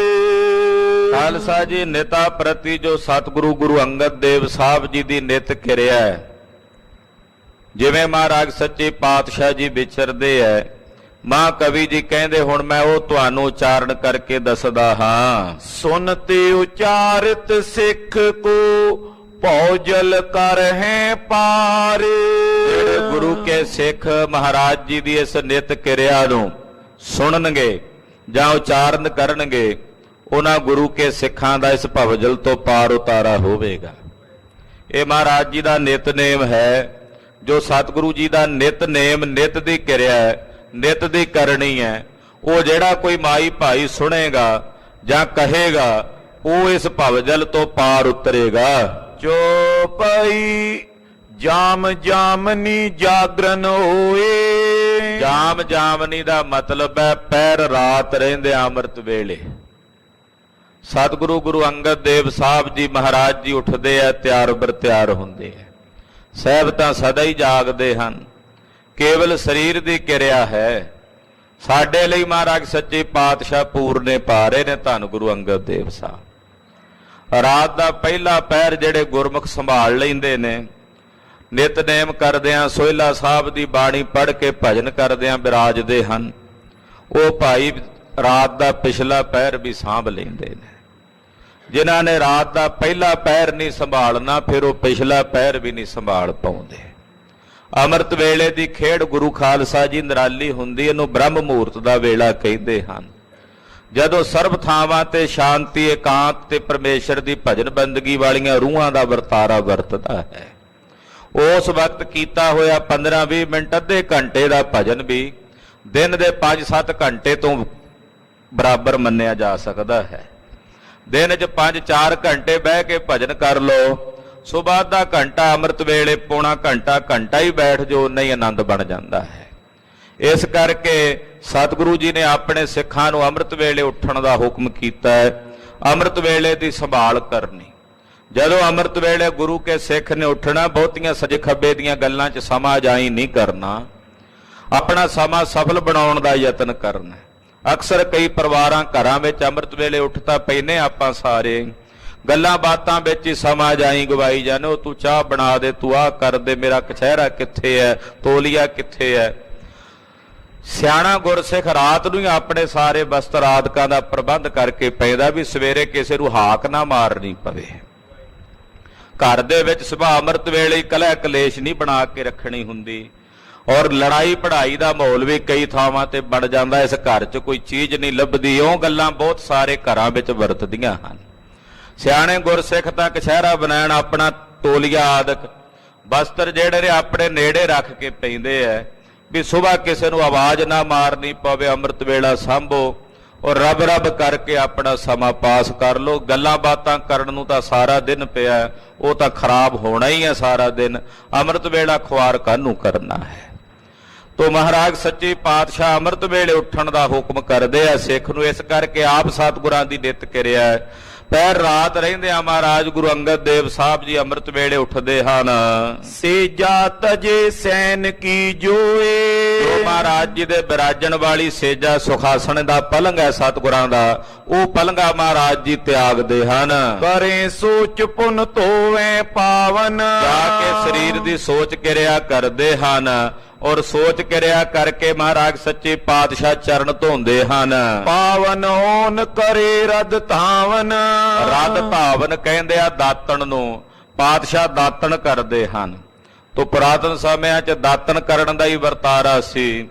ਮਹਾਰਾਜ ਜੀ ਨੇ ਰਹਿਤਨਾਮਿਆਂ ਵਿੱਚ ਆਪਣੇ ਖਾਲਸੇ ਪੰਥ ਨੂੰ ਬਕਾਇਦਾ ਹੁਕਮ ਕੀਤਾ ਹੈ ਕਿ ਗੁਰੂ ਕਾ ਸਿੱਖ ਅੰਮ੍ਰਿਤ ਵੇਲੇ ਉੱਠੇ ਇਸ਼ਨਾਨ ਪਾਣ ਤੋਂ ਪਹਿਲਾਂ ਦਾਤਣ ਨੀਤ ਕਰੈ ਤਾਂ ਸੁਖ ਪਾਵੈ ਲਾਲ ਜੀ, ਕਿ ਦਾਤਣ ਵੀ ਨਿਤ ਕਰਨੀ ਹੈ ਗੁਰੂ ਕੇ ਸਿੱਖ ਨੇ, ਦੰਦਾਂ ਦੀ ਸਫਾਈ ਕਰਨੀ ਹੈ। ਮਹਾਰਾਜ ਸੱਚੇ ਪਾਤਸ਼ਾਹ ਉੱਠਦੇ ਆ ਅੰਮ੍ਰਿਤ ਵੇਲੇ, ਰਦ ਧਾਵਨ ਕਹਿੰਦੇ ਆ, ਦਾਤਣ ਕੁਰਲਾ ਕਰਦੇ ਹਨ। ਬੋਰ ਬਦਨ ਅਰਬਿੰਦ ਪਖਾਰੇ, ਪਹਿਲਾਂ ਚਰਨ ਧੋ ਲੈਂਦੇ, ਚਰਨਾਂ ਤੇ ਜਲ ਪਾ ਕੇ ਫਿਰ ਮਹਾਰਾਜ ਜੀ ਆਪਣੇ ਸੋਹਣੇ ਜੇ ਮੁਖ ਮੰਡਲ ਤੇ ਉੱਤੇ ਜਲ ਪਾਉਂਦੇ, ਆਪਣਾ ਮੁਖ ਧੋਂਦੇ ਮਹਾਰਾਜ ਗੁਰੂ ਅੰਗਦ ਪਾਤਸ਼ਾਹ। ਸੀਤਲ ਨੀਰ ਇਸ਼ਨਾਨ ਸੁਧਾਰੇ, ਸੀਤਲ ਜਲ ਨਾਲ, ਠੰਡੇ ਜਲ ਨਾਲ ਮਹਾਰਾਜ ਜੀ ਇਸ਼ਨਾਨ ਕਰਦੇ ਹਨ। ਠੰਡੇ ਜਲ ਨਾਲ ਨਹਾਉਣ ਦੀ ਮਰਿਆਦਾ ਹੈ। ਸਰਦੀਆਂ ਦੇ ਮਾਹੌਲ ਦੇ ਵਿੱਚ ਅਕਸਰ ਅਸੀਂ ਗਰਮ ਪਾਣੀ ਨਾਲ ਇਸ਼ਨਾਨ ਕਰਦੇ ਹਾਂ, ਟੈਂਕੀਆਂ ਦਾ ਪਾਣੀ ਠੰਡਾ ਆਦਿਕ ਹੁੰਦਾ ਹੈ। ਜੇ ਕਿਤੇ ਤਾਜ਼ੇ ਪਾਣੀ ਦੀ ਵਿਵਸਥਾ ਹੋਵੇ ਤਾਂ ਤਾਜ਼ੇ ਜਲ ਨਾਲ ਇਸ਼ਨਾਨ ਕਰਕੇ ਸਰੀਰ ਨੂੰ ਕੋਈ ਰੋਗ ਬਿਮਾਰੀ ਨਹੀਂ ਵਿਆਪਦੀ। ਮਜਬੂਰੀ ਹੋਵੇ ਸਰੀਰ ਦੀ, ਤਾਜ਼ਾ ਪਾਣੀ ਨਾ ਹੋਵੇ, ਫਿਰ ਉਤਨਾ ਕੁ ਪਾਣੀ ਨੂੰ ਥੋੜੀ ਜਿਹੀ ਠਾਰੀ ਜੀ ਭੰਨ ਲੈਣੀ ਪਾਣੀ ਦੀ। ਬਹੁਤੇ ਗਰਮ ਪਾਣੀ ਨਾਲ, ਗਰਮ ਜਲ ਨਾਲ ਇਸ਼ਨਾਨ ਨਹੀਂ ਕਰਨਾ ਚਾਹੀਏ। ਠਾਰੀ ਜੀ ਭੰਨ ਕੇ ਜਲ ਨਾਲ ਇਸ਼ਨਾਨ ਕਰ ਲੈਣਾ ਚਾਹੀਦਾ, ਸਰੀਰ ਸਵਸਥ ਰਹਿੰਦਾ ਹੈ। ਧੰਨ ਗੁਰੂ ਅੰਗਦ ਦੇਵ ਸਾਹਿਬ ਜੀ ਮਹਾਰਾਜ ਸੁਬਹ ਅੰਮ੍ਰਿਤ ਵੇਲੇ ਸ਼ੀਤਲ ਜਲ ਨਾਲ, ਠੰਡੇ ਜਲ ਨਾਲ ਇਸ਼ਨਾਨ ਕਰਦੇ ਹਨ। ਨਿਜ ਆਨੰਦ ਮੈਂ ਨਿਸ਼ਚਲ ਹੋਏ, ਸਵੱਛ ਸੋਹਣੇ ਵਸਤਰ ਧਾਰਨ ਕਰਕੇ ਪਾਤਸ਼ਾਹ ਆਪਣੇ ਆਸਣ ਤੇ ਬੈਠਦੇ ਨੇ। ਨੇਤਰ ਮੁੰਦ ਕੇ ਆਪਣੇ ਨਿਜ ਆਸਣ ਦੇ ਉੱਤੇ ਬੈਠੇ ਆਪਣੇ ਨਿਸ਼ਚਲ ਸਵਰੂਪ, ਜੋ ਮੇਰੇ ਸਤਿਗੁਰਾਂ ਦਾ ਨਿਰਾਕਾਰ ਸਵਰੂਪ ਹੈ, ਆਕਾਰ ਰੂਪ ਵਿੱਚ ਗੁਰੂ ਅੰਗਦ ਦੇਵ ਹੋ ਕੇ ਦਰਸ਼ਨ ਦੇ ਰਹੇ ਨੇ, ਪਰ ਸਤਿਗੁਰਾਂ ਦਾ ਇੱਕ ਨਿਰਾਕਾਰ ਸਵਰੂਪ ਹੈ ਜਿਸ ਦਾ ਕੋਈ ਰੂਪ ਰੰਗ ਚਿਹਨ ਵਰਣ ਨਹੀਂ। ਉਸ ਨਿਰਾਕਾਰ ਸਵਰੂਪ ਵਿੱਚ ਮਹਾਰਾਜ ਜੀ ਸਮਾਧੀ ਸਥਿਤ ਹੁੰਦੇ ਹਨ। ਲਗ ਸਮਾਧ ਨਿਰਵਿਕਲਪ ਜੋਏ, ਖਾਲਸਾ ਜੀ ਸਮਾਧੀ ਦੋ ਪ੍ਰਕਾਰ ਦੀ ਹੁੰਦੀ, ਇੱਕ ਸਾ ਵਿਕਲਪ ਸਮਾਧੀ ਹੈ, ਇੱਕ ਨਿਰਵਿਕਲਪ ਸਮਾਧੀ ਹੈ। ਸਾ ਵਿਕਲਪ ਸਮਾਧੀ ਵਿੱਚ ਤ੍ਰਿਪਟੀ ਬਣੀ ਰਹਿੰਦੀ, ਧਿਆਨ ਧਿਆਤਾ ਧੇ ਦੀ, ਔਰ ਨਿਰਵਿਕਲਪ ਸਮਾਧੀ 'ਚ ਤ੍ਰਿਪਟੀ ਵੀ ਸਮਾ ਜਾਂਦੀ ਹੈ। ਸਤਿਗੁਰੂ ਜੀ ਨਿਰਵਿਕਲਪ ਸਮਾਧੀ ਵਿੱਚ ਸਥਿਤ ਹੋ ਕੇ ਬੈਠਦੇ ਨੇ। ਪਈ ਪ੍ਰਾਤ ਸੂਰਜ ਜਬ ਨਿਕਸੇ, ਜਦੋਂ ਸੂਰਜ ਦੀਆਂ ਰੇਸ਼ਮਾਂ ਪੈਂਦੀਆਂ ਧਰਤੀ ਤੇ, ਥੋੜੀ ਥੋੜੀ ਆਕਾਸ਼ ਵਿੱਚ ਲਾਲੀ ਆਉਂਦੀ ਹੈ। ਕਮਲ ਬਿਲੋਚਨ ਸੁੰਦਰ ਬਿਕਸੇ, ਫਿਰ ਮਹਾਰਾਜ ਗੁਰੂ ਅੰਗਦ ਸਾਹਿਬ ਜੀ ਆਪਣੇ ਨੇਤਰ ਖੋਲਦੇ ਹਨ। ਜਦੋਂ ਸੂਰਜ ਉਗਦਾ ਉਦੋਂ ਪਾਤਸ਼ਾਹ ਜੀ ਮਹਾਰਾਜ ਜੀ ਆਪਣੇ ਨੇਤਰ ਖੋਲਦੇ, ਸਮਾਧੀ ਚੋਂ ਬਾਹਰ ਆਉਂਦੇ। ਪ੍ਰਥਮ ਦ੍ਰਿਸ਼ਟ ਜਿਸ ਪਰ ਤਬ ਪਰੇ, ਮਹਾਰਾਜ ਜੀ ਆਸਣ ਤੋਂ ਉੱਠ ਕੇ ਬਾਹਰ ਆਉਂਦੇ, ਸਭ ਤੋਂ ਪਹਿਲੀ ਦ੍ਰਿਸ਼ਟੀ ਜਿਸ ਤੇ ਵੀ ਪੈ ਜਾਂਦੀ, ਰੋਗੀ ਰੋਗ ਦੁਖੀ ਦੁਖ ਹਰੇ, ਉਹਦੇ ਰੋਗ ਕੱਟੇ ਜਾਂਦੇ, ਜੇ ਦੁਖੀ ਹੁੰਦਾ ਤੇ ਦੁੱਖ ਕੱਟੇ ਜਾਂਦੇ।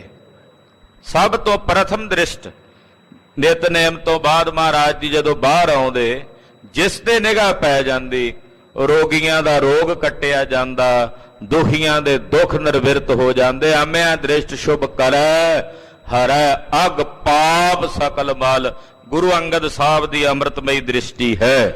ਆਦ ਬਿਆਦ ਬਾਦਾ ਜੋ ਪਾਵੇ, ਜੇ ਕਿਸੇ ਨੂੰ ਕੋਈ ਆਦੀ ਹੈ, ਬਿਆਦੀ ਹੈ, ਜਾਂ ਹੋਰ ਕੋਈ ਬਾਧਾ ਹੈ, ਜਾਨ ਸਮੋ ਆਗੇ ਚੱਲ ਆਵੇ, ਉਹ ਇਹ ਸਮਾਂ ਜਾਣ ਕੇ ਵੀ ਮਹਾਰਾਜ ਜੀ ਦਾ ਬਾਹਰ ਆਉਣ ਦਾ ਸਮਾਂ ਹੈ। ਸਤਿਗੁਰਾਂ ਦੀ ਪ੍ਰਥਮ ਦ੍ਰਿਸ਼ਟੀ ਜਿਹਦੇ ਤੇ ਪੈਣੀ ਹੈ, ਉਹਦੇ ਰੋਗ ਸੋਗ ਕੱਟੇ ਜਾਣੇ ਆ। ਇਹ ਜਾਣ ਕੇ ਬਹੁਤ ਸਾਰੀ ਲੋਕਾਈ ਆਉਣ ਲੱਗੀ। ਵਿਆਕੁਲ ਹੋਏ ਪੀਰ ਤੇ ਜੇਈ, ਜੇ ਕਿਸੇ ਦੇ ਸਰੀਰ ਤੇ ਕੋਈ ਪੀੜਾ ਹੋਣੀ, ਕਿਸੇ ਨੂੰ ਕੋੜ ਪਿਆ ਹੋਣਾ, ਕਿਸੇ ਦੇ ਹੱਥ ਪੈਰ ਝੜੇ ਹੋਣੇ, ਏਦਾਂ ਦੇ ਜਿਹੜੇ ਵਿਆਕੁਲ ਬੇਬਲ ਲੋਕ ਹੁੰਦੇ ਸਨ, ਦ੍ਰਿਸ਼ਟ ਪਰੇ ਸੁਖ ਪਾਵੇ ਤੇ, ਜਦੋਂ ਗੁਰੂ ਅੰਗਦ ਦੇਵ ਸਾਹਿਬ ਮਹਾਰਾਜ ਜੀ ਦੀ ਅੰਮ੍ਰਿਤ ਦ੍ਰਿਸ਼ਟੀ ਪੈਂਦੀ, ਇੱਕਦਮ ਉਹਨਾਂ ਨੂੰ ਸੁੱਖ ਪੈ ਜਾਂਦਾ। ਇੱਕਦਮ ਤੇ ਨਾ ਅੰਦਰ ਠੰਡ ਵਰਤ ਜਾਂਦੀ। ਜਿਹੜੇ ਦਰਦ ਨਾਲ ਕਰਾਰੇ ਹੁੰਦੇ ਸਨ, ਉਹਨਾਂ ਦੀ ਦਰਦ ਨਿਰਵਿਰਤ ਹੋ ਜਾਂਦੀ ਸੀ। ਭਾਈ ਜਗਤ ਮੈਂ ਬਿਦਤ ਸੁਬਾਤੀ, ਗੁਰੂ ਅੰਗਦ ਦੇਵ ਸਾਹਿਬ ਜੀ ਦੀ ਇਹ ਵਾਰਤਾ, ਪਾਤਸ਼ਾਹ ਜੀ ਮਹਾਰਾਜ ਜੀ ਦਾ ਇਹ ਪ੍ਰਸੰਗ ਸਾਰੇ ਜਗਤ ਵਿੱਚ ਵਿਦਿਤ ਹੋ ਗਿਆ, ਪ੍ਰਗਟ ਹੋ ਗਿਆ। ਆਏ ਅਨੇਕ ਖਰੇ ਹੋਏ ਪ੍ਰਾਤੀ, ਅਨੇਕਾਂ ਲੋਕ ਆ ਕੇ ਬਾਹਰ ਖਲੋਣ ਲੱਗ ਪਏ। ਸੰਕਟ ਨਸ਼ਟੇ ਸਦਨ ਸਿਧਾਰੇ, ਜਿਨ੍ਹਾਂ ਦੇ ਸੰਕਟ ਦੂਰ ਹੁੰਦੇ ਗੁਰੂ ਅੰਗਦ ਸਾਹਿਬ ਦਾ ਜਾਪ ਜਪਦੇ ਆਪਣੇ ਘਰਾਂ ਨੂੰ ਵਾਪਸ ਪਰਤਦੇ। ਜੈ ਕੈ ਸ਼੍ਰੀ ਗੁਰ ਸੁਜਸ ਬਿਥਾਰੇ। ਜਿੱਥੇ ਕਿੱਥੇ ਜਾਂਦੇ ਆ ਧੰਨ ਗੁਰੂ ਅੰਗਦ ਦੇਵ ਸਾਹਿਬ ਜੀ ਦਾ ਸੁਜਸ ਮਹਾਰਾਜ ਜੀ ਦੀ ਮਹਿਮਾ ਦਾ ਵਿਸਥਾਰ ਕਰਦੇ ਹਨ। ਬੋਰ ਰਬਾਬੀ ਕੀਰਤਨ ਗਾਵੇ। ਫਿਰ ਮਹਾਰਾਜ ਸੱਚੇ ਪਾਤਸ਼ਾਹ ਦੀ ਹਦੂਦ ਰਬਾਬੀ ਸਿੱਖ ਆ ਜਾਂਦੇ। ਰਬਾਬੀ ਗੁਰਬਾਣੀ ਦਾ ਕੀਰਤਨ ਗਾਇਨ ਕਰਦੇ ਅੰਮ੍ਰਿਤ ਵੇਲੇ। ਸੁਨੇ ਬੀਚ ਸੰਗਤ ਹਰ ਖਾਵੇ। ਸੰਗਤ ਵਿੱਚ ਬੈਠਿਆ ਮਹਾਰਾਜ ਜੀ ਕੀਰਤਨ ਸੁਣਦੇ ਹਨ ਔਰ ਸਾਰੀ ਸੰਗਤ ਖੇੜੇ ਵਿੱਚ ਖਿੜਦੀ ਹੈ। ਬੈਠੇ ਰਹੇ ਸਿੰਘਾਸਨ ਫੇਰ। ਕੁਝ ਸਮਾਂ ਮਹਾਰਾਜ ਜੀ ਅੰਮ੍ਰਿਤ ਵੇਲੇ ਤੋਂ ਦੁਪਹਿਰ ਤੱਕ ਜਾਂ ਏਦਾਂ ਕਹਿ ਲਈਏ ਵੀ ਦਿਨ ਦਾ ਪਹਿਲਾ ਪਹਿਰ ਜਦੋਂ ਤੱਕ ਨਹੀਂ ਬੀਤ ਜਾਂਦਾ ਉਦੋਂ ਤੱਕ ਮਹਾਰਾਜ ਜੀ ਸੰਗਤ ਵਿੱਚ ਬੈਠੇ ਦਰਸ਼ਨ ਦਿੰਦੇ ਰਹਿੰਦੇ ਹਨ। ਸਿੱਖ ਸੰਗਤ ਸਭ ਦਰਸ਼ਨ ਹੀਰ। ਸਾਰੀਆਂ ਸਿੱਖ ਸੰਗਤਾਂ ਮਹਾਰਾਜ ਜੀ ਦੇ ਦਰਸ਼ਨ ਕਰਦੀਆਂ ਨੇ। ਦੋਹਰਾ ਸ਼੍ਰੀ ਗੁਰੂ ਨਾਨਕ ਕੀ ਸਦਾ ਚਰਚਾ ਕਰਤ ਉਦਾਰ। ਜਦੋਂ ਮਹਾਰਾਜ ਜੀ ਦਾ ਦੀਵਾਨ ਸਜਦਾ ਬਾਬਾ ਬੁੱਢਾ ਸਾਹਿਬ ਜੀ ਵਰਗੇ ਮਹਾਂਪੁਰਸ਼ ਗੁਰਸਿੱਖ ਆਉਂਦੇ ਤਾਂ ਗੁਰੂ ਅੰਗਦ ਸਾਹਿਬ ਗੁਰੂ ਨਾਨਕ ਸਾਹਿਬ ਦੀ ਚਰਚਾ ਕਰਦੇ। ਮਹਾਰਾਜ ਗੁਰੂ ਨਾਨਕ ਸਾਹਿਬ ਦੀ ਕਥਾ ਕਹਿੰਦੇ ਸੁਣਦੇ। ਜਥਾ ਚਰਿਤਰ ਪਵਿੱਤਰ ਬਹੁ ਜਗ ਬਚਿੱਤਰ ਬਿਸਤਾਰ। ਕੋਈ ਦਿਨ ਐਸਾ ਨਹੀਂ ਸੀ ਹੁੰਦਾ ਜਿਸ ਦਿਨ ਕਿਤੇ ਗੁਰੂ ਨਾਨਕ ਸਾਹਿਬ ਦੀ ਬਾਤ ਨਾ ਚੱਲੀ ਹੋਵੇ। ਰੋਜ਼ਾਨਾ ਮਹਾਰਾਜ ਜੀ ਦੀ ਸਭਾ ਵਿੱਚ ਸਤਿਗੁਰੂ ਗੁਰੂ ਨਾਨਕ ਸਾਹਿਬ ਦੇ ਚਰਿੱਤਰ ਉਹਨਾਂ ਦੇ ਚੋਜ ਉਹਨਾਂ ਦੀ ਉਚਾਰਨ ਕੀਤੀ ਅੰਮ੍ਰਿਤਮਈ ਬਾਣੀ ਦੀ ਵਿਚਾਰ ਹੁੰਦੀ। ਜੋ ਪਈ ਅਪਰ ਨ ਚਰਚਾ ਕੋਈ ਹੋਏ। ਹੋਰ ਨਹੀਂ ਕੋਈ ਚਰਚਾ ਹੁੰਦੀ ਮਹਾਰਾਜ ਜੀ ਦੇ ਦਰਬਾਰ ਵਿੱਚ। ਕੇਵਲ ਸਤਿਗੁਰੂ ਗੁਰੂ ਨਾਨਕ ਸਾਹਿਬ ਦੀ ਚਰਚਾ ਹੁੰਦੀ। ਉਹਨਾਂ ਦੀ ਬਾਣੀ ਦੀ ਚਰਚਾ ਵਿਚਾਰ ਹੁੰਦੀ। ਹੋਰ ਕੋਈ ਚਰਚਾ ਮਹਾਰਾਜ ਜੀ ਦੇ ਦਰਬਾਰ 'ਚ ਨਹੀਂ ਚੱਲਦੀ। ਜਗ ਕਾਰਜ ਕੀ ਜੇਤਕ ਜੋਏ। ਸੰਸਾਰ ਦੇ ਧੰਦਿਆਂ ਦੀ ਜਗਤ ਦੇ ਜਿਤਨੇ ਕੰਮਕਾਰ ਨੇ ਉਹਨਾਂ ਦੀ ਕੋਈ ਗੱਲ ਨਹੀਂ ਹੁੰਦੀ। ਸੂਪਕਾਰ ਕਰ ਤਿਆਰ ਆਹਾਰੂ। ਜਦੋਂ ਸਵੇਰ 9 ਵਜ ਜਾਂਦੇ 9-10 ਵਜੇ ਦਾ ਸਮਾਂ ਹੋ ਜਾਂਦਾ ਇੰਨੇ ਨੂੰ ਸੂਪਕਾਰ ਕਹਿੰਦੇ ਨੇ ਲਾਂਗਰੀ ਨੂੰ। ਲਾਂਗਰੀ ਆਉਂਦਾ ਮਹਾਰਾਜ ਜੀ ਦੇ ਕੋਲ ਪ੍ਰਸ਼ਾਦਾ ਭੋਜਨ ਤਿਆਰ ਕਰਕੇ। ਸਭ ਰਸ ਪਾਕੈ ਸਵਾਦ ਉਦਾਰੂ। ਗੁਰੂ ਅੰਗਦ ਸਾਹਿਬ ਜੀ ਦੇ ਲੰਗਰਾਂ ਵਿੱਚ ਬੇਅੰਤ ਰਸਾਂ ਵਾਲੇ ਭੋਜਨ ਪੱਕਦੇ। ਇਹਦੇ ਬਾਬਤ ਭਾਈ ਸੱਤਾ ਜੀ ਔਰ ਭਾਈ ਬਲਵੰਡ ਜੀ ਨੇ ਗਵਾਹੀ ਦਿੱਤੀ ਹੈ ਕਿ ਰਸ ਅੰਮ੍ਰਿਤ ਖੀਰ ਘਿਆਲੀ ਲੰਗਰ ਦੌਲਤ ਵੰਡੀਐ। ਰਸ ਅੰਮ੍ਰਿਤ ਖੀਰ ਘਿਆਲੀ। ਗੁਰੂ ਸਾਹਿਬ ਜੀ ਦੇ ਲੰਗਰਾਂ ਵਿੱਚ ਗੁਰੂ ਅੰਗਦ ਦੇਵ ਸਾਹਿਬ ਜੀ ਦੇ ਲੰਗਰਾਂ ਵਿੱਚ ਲੰਗਰ ਵੰਡਿਆ ਜਾਂਦਾ ਤੇ ਘਿਓ ਵਾਲੀ ਖੀਰ ਵੰਡੀ ਜਾਂਦੀ ਜਿਹਦੇ 'ਚ ਘਿਓ ਪਾਇਆ ਜਾਂਦਾ ਦੇਸੀ। ਕਿ ਭਜਨ ਬੰਦਗੀ ਸੁਬਾਹ ਤੋਂ ਜਿਹੜੇ ਬੈਠੇ ਅੰਮ੍ਰਿਤ ਵੇਲੇ ਤੋਂ ਕਰ ਰਹੇ ਗੁਰੂ ਦਰਬਾਰ ਵਿੱਚ ਤਨ 'ਚ ਖੁਸ਼ਕੀ ਆ ਜਾਂਦੀ। ਕਿਉਂਕਿ ਸੁਭਾਵਕ ਹੈ ਜਿੰਨਾ ਲੰਮਾ ਸਮਾਂ ਕੋਈ ਸਾਧਨਾ 'ਚ ਬੈਠਦਾ ਤਨ 'ਚ ਖੁਸ਼ਕੀ ਵੱਧਦੀ ਹੈ, ਗਰਮੀ ਵੱਧਦੀ ਹੈ। ਉਸ ਖੁਸ਼ਕੀ ਨੂੰ ਨਿਵਾਰਣੇ ਵਾਸਤੇ ਘਿਓ ਪਾ ਕੇ ਖੀਰ ਵਰਤਾਈ ਜਾਂਦੀ ਤਾਂ ਜੋ ਤਨ ਤਰ ਹੋ ਜਾਏ, ਤਰਾਵਟ ਮਿਲੇ ਸਿਰ ਨੂੰ, ਦਿਮਾਗ ਨੂੰ, ਸੁਰਤ ਨੂੰ, ਸਰੀਰਾਂ 'ਚ ਬਲ ਭਰਿਆ ਰਹੇ। ਏਦਾਂ ਮਹਾਰਾਜ ਜੀ ਦੇ ਲੰਗਰਾਂ ਵਿੱਚ ਲੰਗਰ ਕਈ ਪ੍ਰਕਾਰ ਦੇ ਰਸਾਂ ਦੇ ਤਿਆਰ ਹੁੰਦੇ। ਜਬ ਸੁਧ ਦੇ ਆਨ ਕਰ ਸੋਈ। ਜਦੋਂ ਸਾਰਾ ਲੰਗਰ ਸਜ ਕੇ ਤਿਆਰ ਹੋ ਜਾਣਾ, ਥਾਲ ਤਿਆਰ ਹੋ ਜਾਣਾ ਮਹਾਰਾਜ ਜੀ ਦਾ, ਫਿਰ ਲਾਂਗਰੀ ਨੇ ਆਉਣਾ। ਗੁਰੂ ਅੰਗਦ ਸਾਹਿਬ ਜੀ ਦੇ ਚਰਨਾਂ ਵਿੱਚ ਆ ਕੇ ਬੇਨਤੀ ਕਰਨੀ। ਸ਼੍ਰੀ ਗੁਰੂ ਜੀ ਭਾਈ ਪਾਕ ਰਸੋਈ। ਮਹਾਰਾਜ ਜੀ ਭੋਜਨ ਤਿਆਰ ਹੈ, ਰਸੋਈ ਸਿੱਧ ਹੋ ਗਈ, ਯਾਨੀ ਕਿ ਲੰਗਰ ਪੱਕ ਗਿਆ। ਉੱਠ ਕਿਰਪਾਲ ਤੈ ਸੰਗ ਸਿਧਾਰੇ। ਕਿਰਪਾਲੂ ਸਤਿਗੁਰੂ ਜੀ ਸੁਣ ਕੇ ਫਿਰ ਉਸ ਲਾਂਗਰੀ ਦੇ ਨਾਲ ਚੱਲ ਪੈਂਦੇ। ਸਖਾ ਸਿੱਖ ਸੇਵਕ ਲੈ ਸਾਰੇ। ਇਕੱਲੇ ਨਹੀਂ ਜਾਂਦੇ, ਸਾਰੇ ਸਿੱਖਾਂ ਨੂੰ, ਸੰਗਤ ਨੂੰ, ਸਭ ਨੂੰ ਨਾਲ ਲੈ ਕੇ ਮਹਾਰਾਜ ਜੀ ਜਾਂਦੇ। ਚਤੁਰ ਬਰਨ ਤੈ ਸੰਸਾਰ ਬੈਸੇ। 4 ਵਰਨਾਂ ਦੇ ਲੋਕ ਭਾਵੇਂ ਖੱਤਰੀ ਨੇ। ਚਤੁਰ ਵਰਨ ਦਾ ਮਤਲਬ ਹੁੰਦਾ 4 ਵਰਨ, ਖੱਤਰੀ, ਬ੍ਰਾਹਮਣ, ਸ਼ੂਦਰ, ਵੈਸ਼। ਚਾਰੇ ਇੱਕ ਸਮਾਨ ਮਹਾਰਾਜ ਜੀ ਦੇ ਨਾਲ ਸੰਗਤ ਵਿੱਚ ਪੰਗਤ ਵਿੱਚ ਬੈਠਦੇ ਨੇ। ਜੈਸੇ ਰੰਕ ਰਾਵ ਪੀ ਤੈਸੇ। ਭਾਵੇਂ ਕੋਈ ਰਾਜਾ ਆਵੇ ਉਹ ਵੀ ਉੱਥੇ ਬੈਠਾ ਤੇ ਭਾਵੇਂ ਕੋਈ ਭਿਖਾਰੀ ਆਵੇ ਉਹ ਵੀ ਉੱਥੇ ਬਰਾਬਰ ਬੈਠਾ ਹੈ। ਮਾਟੀ ਕੇ ਬਾਸਨ ਹੋਏ ਸਾਰੇ। ਮਿੱਟੀ ਦੇ ਭਾਂਡੇ ਹੀ ਖਾਲਸਾ ਜੀ ਬਹੁਤੇ ਹੁੰਦੇ ਸਨ ਪੁਰਾਣੇ ਸਮਿਆਂ ਵਿੱਚ। ਆ ਧਾਤਾਂ ਦੇ ਪਿੱਤਲ ਦੇ ਕਹਿ ਦੇ ਭਾਂਡੇ ਬਹੁਤ ਘੱਟ ਹੁੰਦੇ ਸਨ। ਮਿੱਟੀ ਦੇ ਭਾਂਡੇ ਜਿਹੜੇ ਕਹਿੰਦੇ ਉਹ ਸਭ ਦੇ ਵਿੱਚ ਵਰਤਾਏ ਜਾਂਦੇ। ਪਤਰਨ ਮੈਂ ਅਚਲੇ ਆਰੇ। ਮਿੱਟੀ ਦੇ ਭਾਂਡੇ ਵੀ ਬਹੁਤੇ ਸੂਖਮ ਹੀ ਹੁੰਦੇ ਸਨ, ਜ਼ਿਆਦਾ ਪੱਤਲ ਵਗੈਰਾ ਕਹਿੰਦੇ ਉਹ ਹੀ ਵਰਤਦੇ। ਕਹਿੰਦੇ ਪੱਤਲਾਂ ਵਿੱਚ ਸਾਰੀ ਸੰਗਤ, ਕੋਈ ਮਿੱਟੀ ਦਾ ਕਿਸੇ ਨੂੰ ਭਾਂਡਾ ਬਰਤਨ ਮਿਲ ਜੇ, ਕਿਸੇ ਨੂੰ ਕੋਈ ਕਹਿ ਦਾ ਮਿਲ ਗਿਆ, ਪਿੱਤਲ ਦਾ ਮਿਲ ਗਿਆ, ਜਿਵੇਂ ਜਿਵੇਂ ਕਿਸੇ ਨੂੰ ਬਰਤਨ ਮਿਲ ਗਏ ਉਹਦੇ ਚ ਭੋਜਨ ਛਕ ਲੈਂਦੇ। ਜੋ ਚੌਂਕੇ ਮੈਂ ਅਚੇ ਰਸੋਈ। ਕਈ ਐਸੇ ਵੀ ਆਉਂਦੇ ਸੀ ਜਿਹੜੇ ਕਹਿੰਦੇ ਜੀ ਅਸੀਂ ਇਹਨਾਂ ਨਾਲ ਬਰਾਬਰ ਬਹਿ ਕੇ ਨਹੀਂ ਖਾਣਾ, ਉਹ ਆਪਣਾ ਵੱਖਰਾ ਭੋਜਨ ਆਦਿਕ ਕਿਤੇ ਤਿਆਰ ਕਰਦੇ ਰਸੋਈ ਵਿੱਚ। ਗੁਰੂ ਸਮੀਪ ਜਾਏ ਨੈ ਸੋਈ। ਉਹਨਾਂ ਨੂੰ ਮਹਾਰਾਜ ਜੀ ਦੇ ਦਰਸ਼ਨ ਕਰਨ ਦੀ ਆਗਿਆ ਨਹੀਂ ਸੀ। ਮਹਾਰਾਜ ਕਹਿੰਦੇ ਜਿਹਨਾਂ ਭਾਈ ਪੰਗਤ ਵਿੱਚ ਬਹਿ ਕੇ ਭੋਜਨ ਛਕਣਾ ਉਹ ਹੀ ਦਰਸ਼ਨ ਕਰਨਗੇ।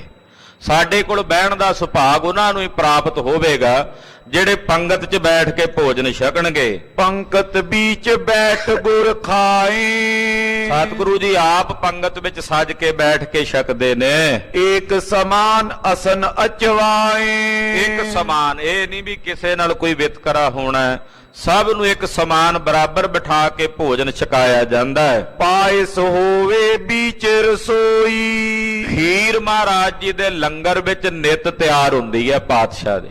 ਸੁਬਹ ਅੰਮ੍ਰਿਤ ਵੇਲੇ ਜਿਹੜਾ ਲੰਗਰ ਤਿਆਰ ਹੁੰਦਾ ਹੈ, ਰੋਜ਼ਾਨਾ ਉਹਦੇ ਵਿੱਚ ਪਾਇਸ ਖੀਰ ਬਣਦੀ ਹੈ ਤੇ ਵਰਤਦੀ ਹੈ। ਸੀਤ ਪ੍ਰਸ਼ਾਦ ਖਾਏ ਸਭ ਕੋਈ। ਔਰ ਸਤਿਗੁਰਾਂ ਦਾ ਸੀਤ ਪ੍ਰਸ਼ਾਦ ਸੰਗਤ ਛਕਦੀ ਹੈ।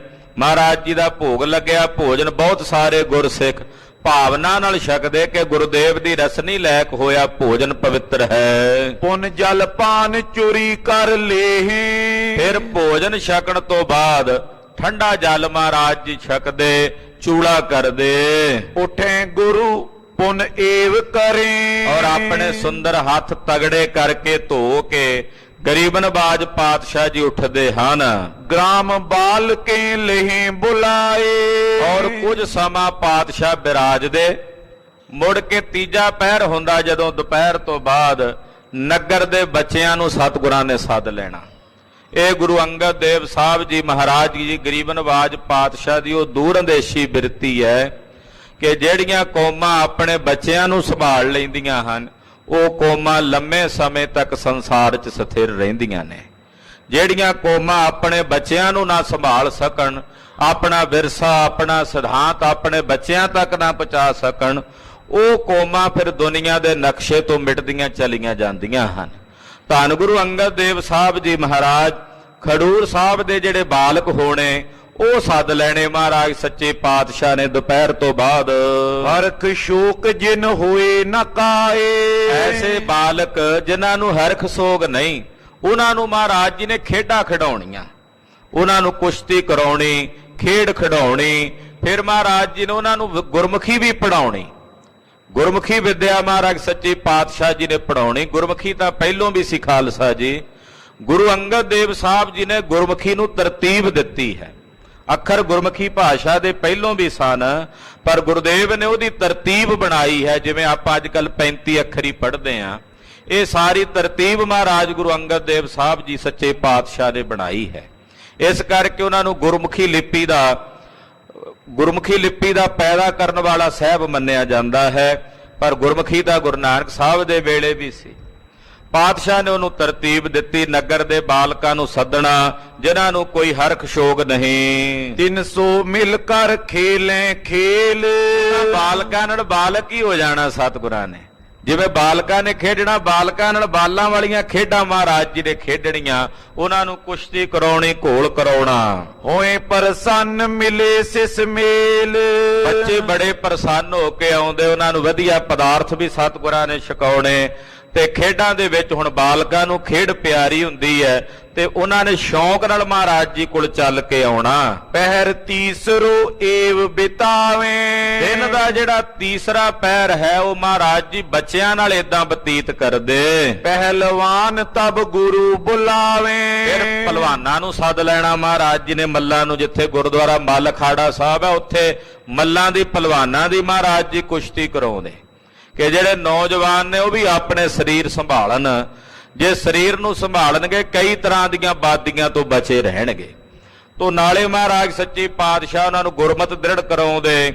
ਔਰ ਪਹਿਲਵਾਨ ਕਿਉਂਕਿ ਆਉਣ ਵਾਲੇ ਸਮੇਂ ਵਿੱਚ ਜੰਗਾਂ ਯੁੱਧਾਂ ਦੇ ਵਿੱਚ ਫੁਰਤੀਲੇ ਸਰੀਰਾਂ ਦੀ ਲੋੜ ਪੈਣੀ ਸੀ।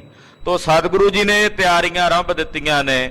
ਪਹਿਲਵਾਨਾਂ ਨੂੰ ਸੱਦ ਕੇ ਪਾਤਸ਼ਾਹ ਨੇ ਉਹਨਾਂ ਦੇ ਪਾਸੋਂ ਕੁਸ਼ਤੀ ਕਰਾਉਣੀ। ਮਿਲੇ ਆਏ ਬੋ ਪਰੇ ਅਖਾਰਾ, ਬੜੇ ਪਹਿਲਵਾਨਾਂ ਨੇ ਆਉਣਾ, ਅਖਾੜੇ ਪੈਣੇ, ਕੁਸ਼ਤੀ ਵਿੱਚ ਮੱਲਾਂ ਨੇ ਭਿੜਨਾ। ਪਿਰੇ ਆਪ ਮੈਂ ਬਲ ਧਰ ਪਾਰਾ, ਔਰ ਆਪਸ ਵਿੱਚ ਬਲ ਧਾਰਨ ਕਰਕੇ ਪਹਿਲਵਾਨ ਭਿੜਦੇ ਹਨ।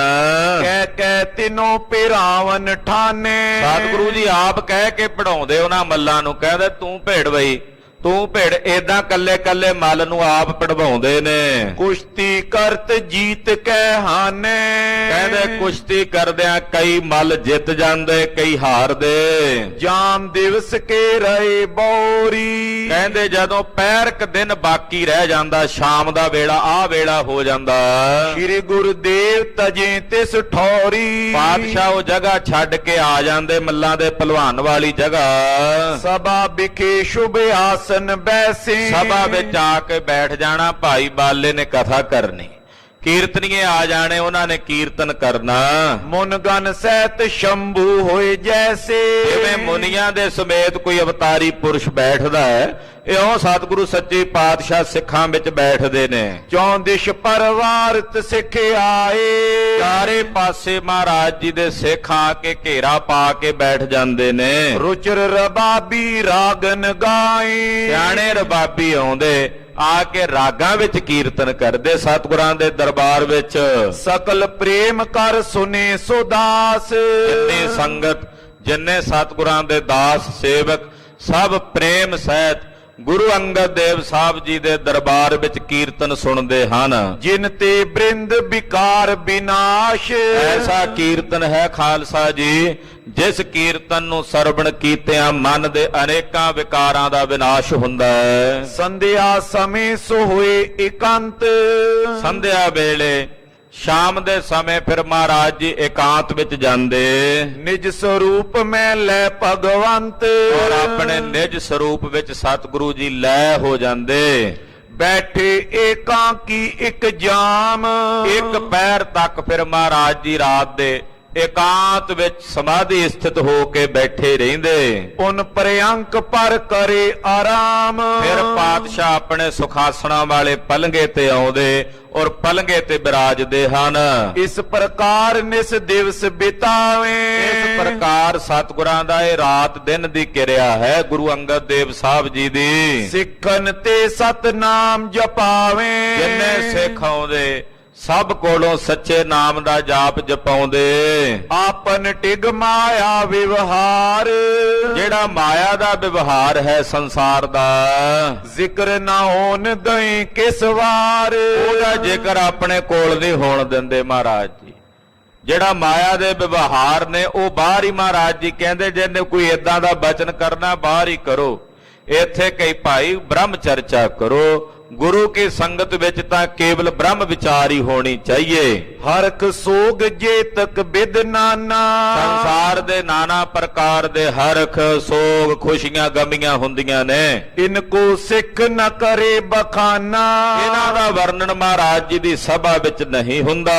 ਇਕ ਰਸ ਬ੍ਰਿਤੇ ਸਮਾਨ ਜਿਨ ਕੇਰੀ, ਇੱਕ ਰਸ ਸਮਾਨ ਬਿਰਤੀ ਹੈ ਜਿਨ੍ਹਾਂ ਦੀ। ਰਾਗ ਨ ਦ્વੈਸ਼ ਮਿੱਤਰ ਨੈ ਬੈਰੀ, ਜਿਨ੍ਹਾਂ ਅੰਦਰ ਨਾ ਰਾਗ ਹੈ ਨਾ ਦ્વੈਸ਼ ਹੈ, ਨਾ ਕੋਈ ਮਿੱਤਰ ਤੇ ਨਾ ਕੋਈ ਬਗਾਨਾ ਨਜ਼ਰ ਆਉਂਦਾ ਹੈ। ਸਦਾ ਆਨੰਦ ਪ੍ਰੇਮ ਰਸ ਪਾਗੇ, ਸਦਾ ਹੀ ਆਨੰਦ ਤੇ ਪ੍ਰੇਮ ਦੇ ਰਸ ਵਿੱਚ ਸਤਿਗੁਰੂ ਭਿੱਜੇ ਰਹਿੰਦੇ ਹਨ। ਸ਼੍ਰੀ ਨਾਨਕ ਜਸ ਸੋ ਨਿਤ ਲਾਗੇ, ਧੰਨ ਗੁਰੂ ਨਾਨਕ ਸਾਹਿਬ ਦੇ ਜਸ ਵਿੱਚ ਹੀ ਲੱਗੇ ਰਹਿੰਦੇ ਗੁਰੂ ਅੰਗਦ ਸਾਹਿਬ। ਹਰ ਵੇਲੇ ਗੁਰੂ ਨਾਨਕ ਸਾਹਿਬ ਦੇ ਜਸ ਵਿੱਚ ਸੁਰਤ ਜੁੜੀ ਰਹਿੰਦੀ।